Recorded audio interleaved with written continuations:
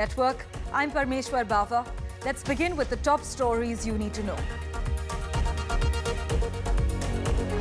Well, the Ministry of External Affairs issued a sharp rebuttal after a top US official criticized the recent meeting between Narendra Modi and Vladimir Putin. India, in a stern reply to US regarding Prime Minister Modi's visit to Russia earlier this month, said that all countries have a freedom of choice in a multipolar world regarding foreign relations. The death toll has risen to over 39,000 in Gaza, while 90,000 people have been injured as per the latest toll. US Vice President Kamala Harris pressured Israeli Prime Minister Benjamin Netanyahu to help reach a Gaza ceasefire deal that would ease the suffering of Palestinian civilians, striking a tougher tone than President Joe Biden. The US stock market tumbled, dragged by a sell-off in mega-cap technology stocks after disappointing earnings from Google parent Alphabet and electric vehicle maker Tesla. For the second time this month, External Affairs Minister S. Jaishankar met his Chinese counterpart Wang Yi, with the two leaders highlighting the need to resolve the four-year-old military standoff at the line of actual control with purpose and urgency. And the Olympics kicks off in Paris. A 117-member strong Indian contingent is at the Games, with the hopes of bettering the previous edition's tally of 7.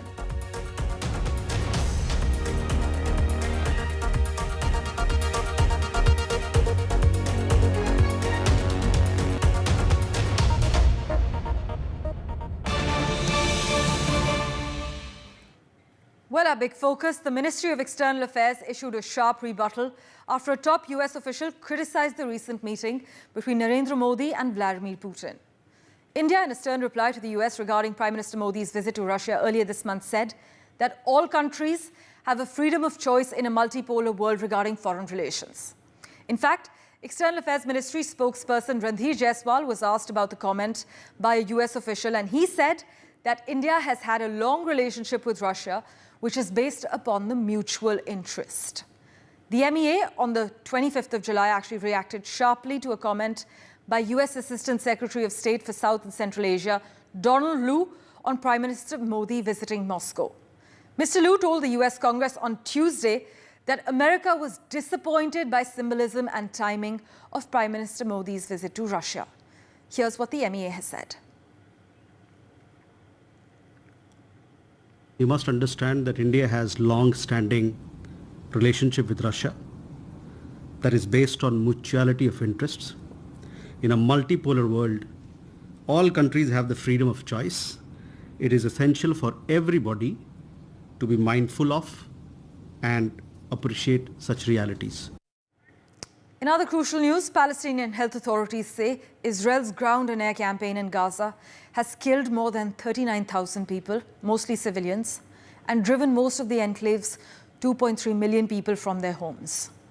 But US Vice President Kamala Harris has pressured Israeli Prime Minister Benjamin Netanyahu to help reach a Gaza ceasefire deal that would ease the suffering of Palestinian civilians, striking a tougher tone than Joe Biden.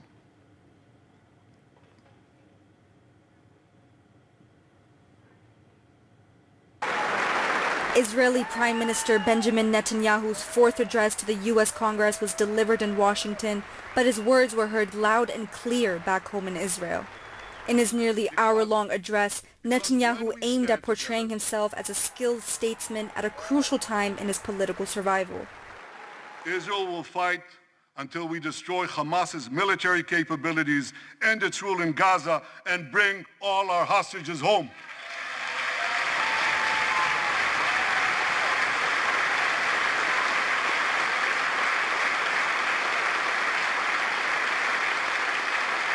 That's what total victory means, and we will settle for nothing less. Instead, the Israeli Prime Minister failed to mention any progress of a ceasefire deal that could free the 110 hostages still held by Hamas in Gaza, ultimately leaving many Israeli citizens who were hoping to see signs of progress towards a hostage deal disappointed. Benjamin Netanyahu spoke for 54 minutes, and he did not mention once the need to seal the deal and to sign the deal now. That's what he needs to do. Sign the deal and release all the hostages now. As the Israel-Gaza war treads closer to its 300th day of combat, over 39,000 have been killed and more than 90,000 have been wounded in Gaza. Israel's renewed mission in Khan Yunis has further forced 150,000 to flee what was once a humanitarian zone. But with no ceasefire or hostage deal in sight, thousands protest weekly in Israel, calling on Netanyahu to resign. I expect the government to resign, all of them, and to take, because they are in charge of what was happening in the 7th of October, and much more. And I accept that we'll have a new election, and a new government will come out of this election, hopefully. But the main thing now is to release the hostages. There's nothing more than that. With faltering support and extensive pressure on Netanyahu to settle a ceasefire deal, all eyes are on the Israeli Prime Minister to secure the release of the Israeli hostages and put an end to the nearly 10-month-long war on Gaza. Samia Afsar for NDTV World. Well, U.S. President Joe Biden has held talks at the White House with Israeli Prime Minister Benjamin Netanyahu a day after thousands protested against the Israeli leader's visit to the U.S. This is amid the Gaza war. The meeting at the White House came a day after Netanyahu gave a fiery speech to Congress as thousands of pro-Palestinian protesters demonstrated outside. But U.S. Vice President Kamala Harris later met Netanyahu and said she had voiced serious concerns over casualties in Gaza. Netanyahu does face pressure both at home and abroad to bring an end to the Israel-Gaza war, now in its 9th month. Thank you.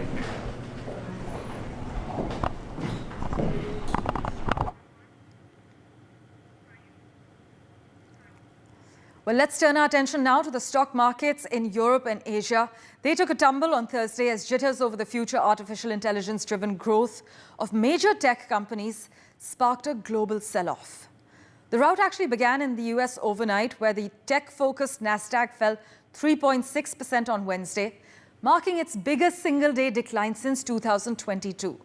About $1 trillion was knocked off the value of the Nasdaq 100, which covers the most valuable firms on the index. But the main losers were AI-related companies, including Nvidia, Tesla, and the Google owner Alphabet, whose shares have soared in recent months. Investors have poured money into the sector to ensure they did not miss out on a potential tech boom in AI. But the fall has raised concerns about whether excitement over major tech stocks, known as the Magnificent Seven, has been overblown. Well, for further clarity, we have with us senior finance professional and business economist Sanchita Mukherjee. Thank you so much, Sanchita, for joining us on the World 24/7. The stock market losses have later spread to Asia, and tech-related firms have continued their decline. But Sanchita, help us decode what happened. What spooked the markets? Thank you so much for having me here. There are 4 factors that are responsible for this. One would be investors asking about the ROI, that what is the return on investment that the big tech companies have actually done in this sector. They have spent a disproportionately a large amount of money on AI research, acquisition of AI companies, and all that sort. So whilst most investors understand that these the overarching results of this would take a while for it to materialize, what is happening is the near term, the earnings miss that is happening and the earnings numbers that are coming out is causing a lot of disappointment in the short-term earnings beat, right? So there is a question that when are we going to realize actually the revenue from all of these investments in the short term? Right. And this is actually making the options trading, the options traders very, very jittery because they're having to pay a premium. The options volatility is highest since mid-March. So that's point number 1. Point number 2 is what we understand that there is a sector rotation happening from big tech sector to small cap companies in expectations of a rate cut. A lot of small cap companies will actually benefit if the Federal Reserve does go for a rate cut in the near term. So Right. a lot of focus is happening away from big tech now towards small cap companies. The third point is a lot of scrutiny by antitrust regulators in US and Europe especially on this acquisition frenzy which is happening over AI research, because while they understand, the regulators, that new technologies give rise to new markets, new lifestyle habits, and new technologies, they're a little concerned that it should not establish or disrupt innovation and actually disrupt market access and uncompetitive practices. Because a lot of times what happens is when big tech jumps in to acquire, then they might be in a big hurry to commercialize and roll out the processes, which actually might jeopardize innovation in the long run. So a couple of these factors have actually contributed. Well, specifically, Sanchita, investors also appear to be listening to growing chatter in some Wall Street circles that the AI rally that fueled a bubble that added about $9 trillion in value to the S&P 500 in the past year is bound to burst. But thank you so much for joining us on the World 24/7. Well, for the second time, meanwhile, this month, External Affairs Minister S. Jaishankar met his Chinese counterpart Wang Yi, with the two leaders highlighting the need to resolve the 4-year-old military standoff at the line of actual control with purpose and urgency. The meeting was among the first few bilateral meetings the External Affairs Minister had after landing in Laos for a number of ASEAN-related meetings that are going to be taking place till the 27th of July, and comes 3 weeks after the two ministers held talks on the sidelines of the SCO summit in Kazakhstan, in a signal that New Delhi and Beijing are fast-tracking their efforts to resolve the LAC issue.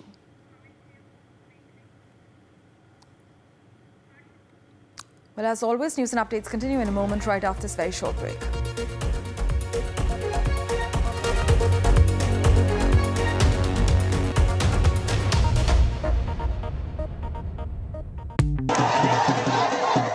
After a great victory by Indian team, and today we are reporting from Mohali International Airport where we are showing these visuals. Arshdeep हमारे साथ हैं. The performance सही सारा नहीं थे, बढ़िया results मिले. We are in the city of Kanpur today because they have their champion back home, Kuldeep Yadav. Desperation for each and everyone to go there and win the World Cup, and we did it.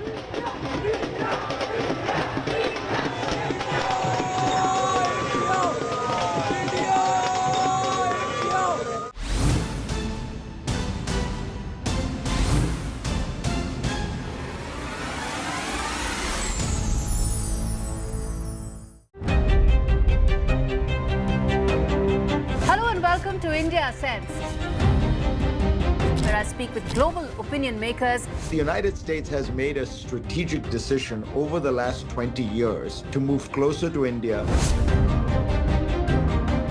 So a $7 trillion economy seems a perfectly conceivable number. If you want to be a national party, it's that you sort of accept the way the world is rather than want to endlessly hark back to how it was. Modi is promoting the digitization of the economy, which is accelerating growth in the country.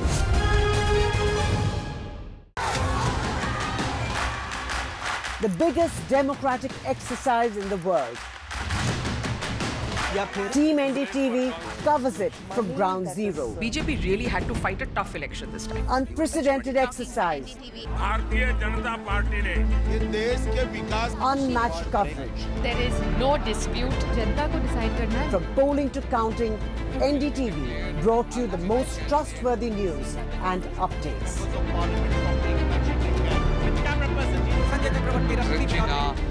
Elections mean NDTV.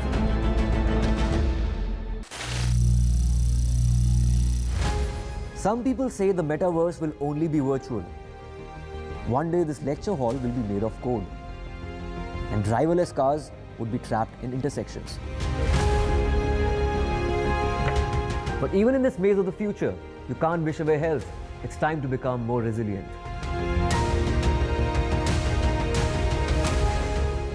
"10 years of Banega Swasth India, we have grown and achieved so many milestones.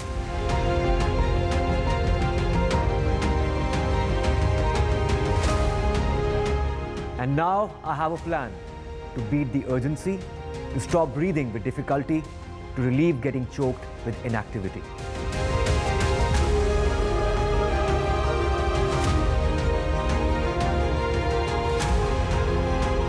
Energize, our government, our environment, our society, and ourselves. Everyone, everywhere, every day.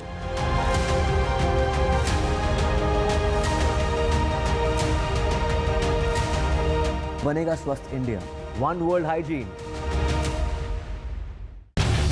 Get ready for the ride of your life. NDTV brings you the NDTV Auto Show with me, Mugdha Mishra. From the fastest supercars to the sleekest new energy vehicles to your trusted daily ride, we cover it all.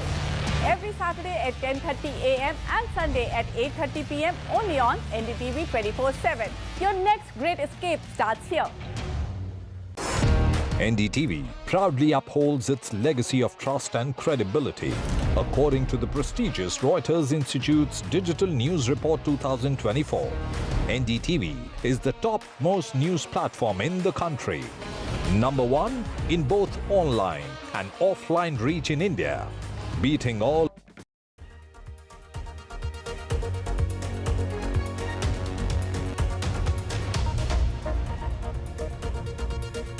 Welcome back.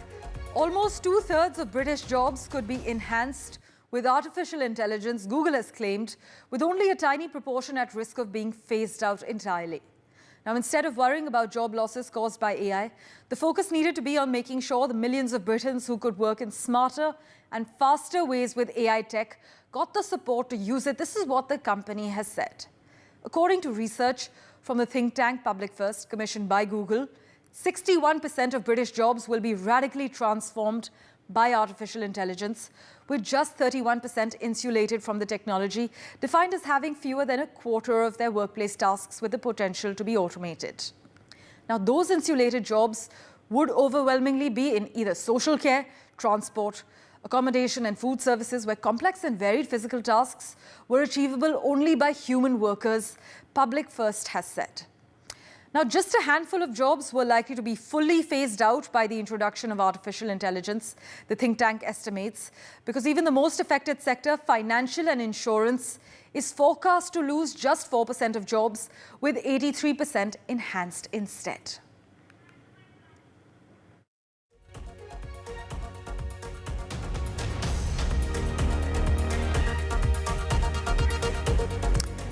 Meanwhile, Indian archer Dheeraj Bommadevera guided the men's team at the Olympics in Paris to the 3rd position in the recently concluded ranking round.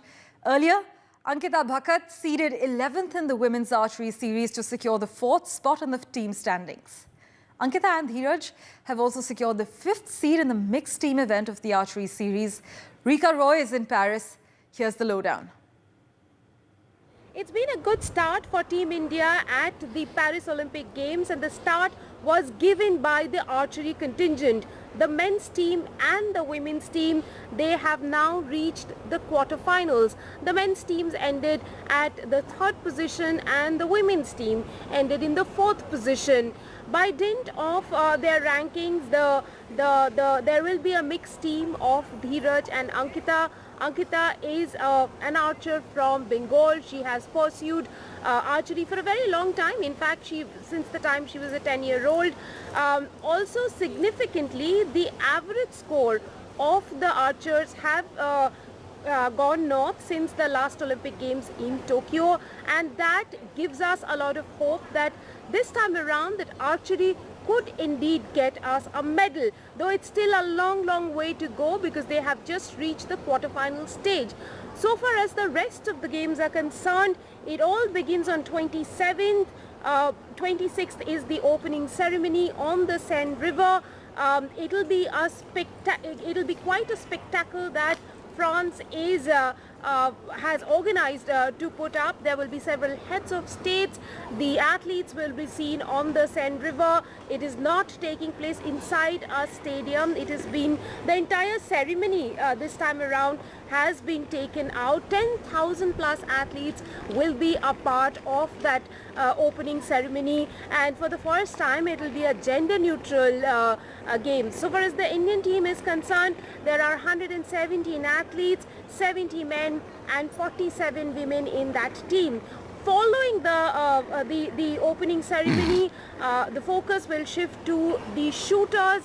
There are 21 shooters in the contingent, the largest shooting contingent after China's. Pretty much till the first week of August, the focus will remain on the shooters.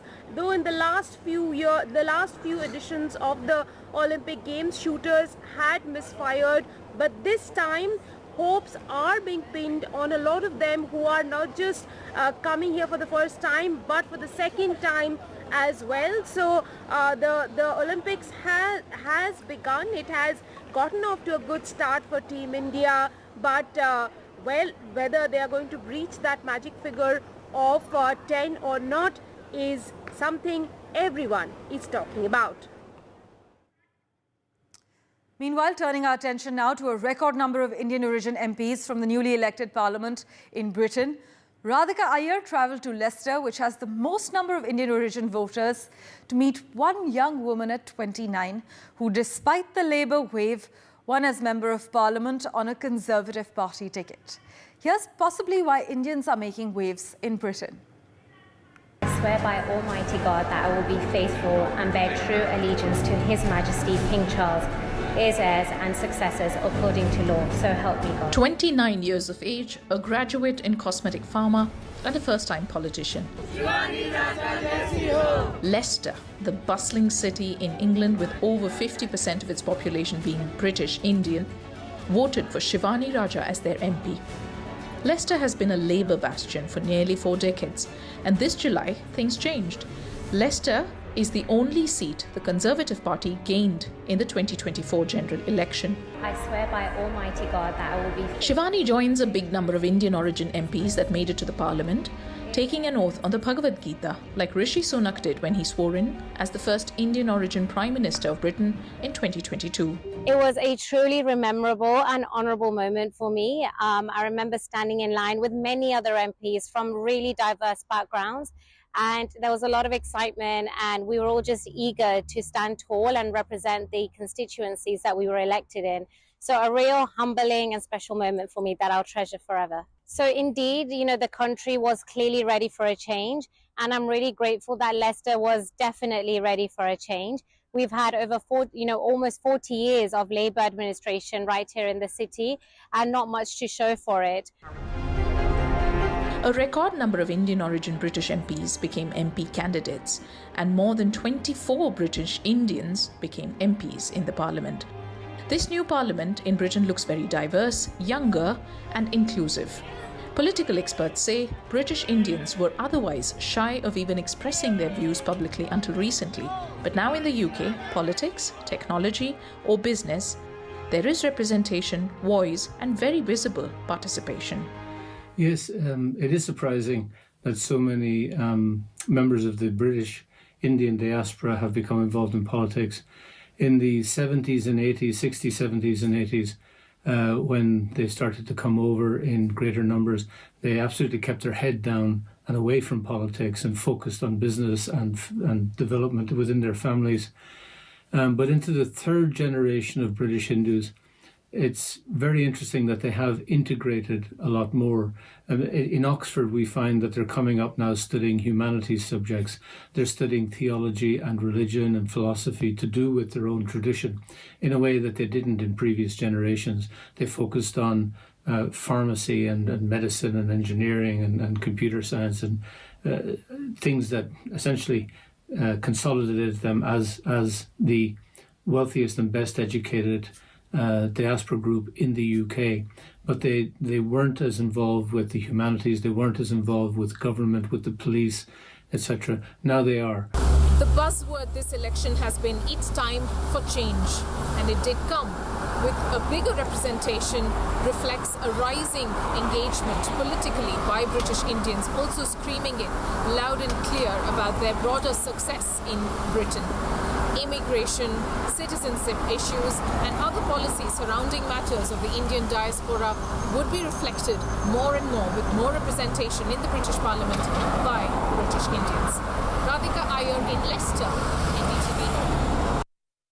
Well, thank you for watching this edition of The World 24/7. We'll keep tracking the latest developments for you. Do stay tuned.